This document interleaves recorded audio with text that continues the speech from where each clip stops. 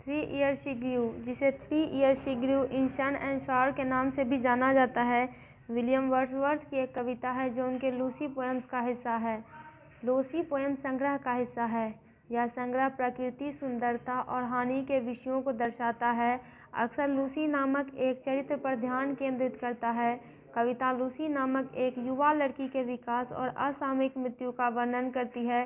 प्रकृति की पराकाष्ठा यह है कि कैसे उसने लूसी के विकास और असामयिक मृत्यु का लूसी को आकार दिया। प्रकृति की पराकाष्ठा यह है कि कैसे उसने लूसी को आकार दिया और पोषित किया, उसे अपनी सुंदरता और शांति से भर दिया। कविता लूसी की मृत्यु के साथ समाप्त होती है, जो उसकी आत्मा की प्रकृति में वापसी का प्रतीक है। इसके की पॉइंट्स की बात करें तो पहला है प्रकृति द्वारा पोषण। कविता प्रकृति का मानवीकरण करती है, जो लूसी को लेने और उसका पोषण करने का निर्णय लेती है, उसे अपनी सुंदरता और शांति के साथ एक बनाती है। दूसरा है लूसी का विकास।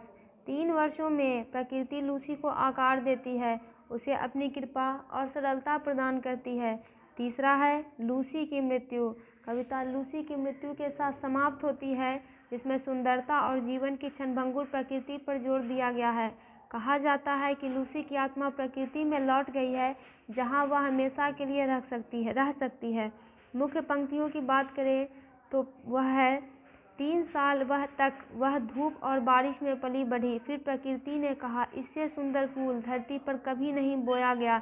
इस प्रकार प्रकृति बोली, काम हो गया, मेरी लूसी की दौड़ कितनी जल्दी पूरी हो गई। थीम्स की अगर बात करें तो प्रकृति और पालन पोषण। कविता मनुष्य और प्रकृति के बीच के संबंधों की पड़ताल करती है। इस बात पर जोर देती है कि प्रकृति कैसे व्यक्तियों का पालन पोषण और आकार देती है।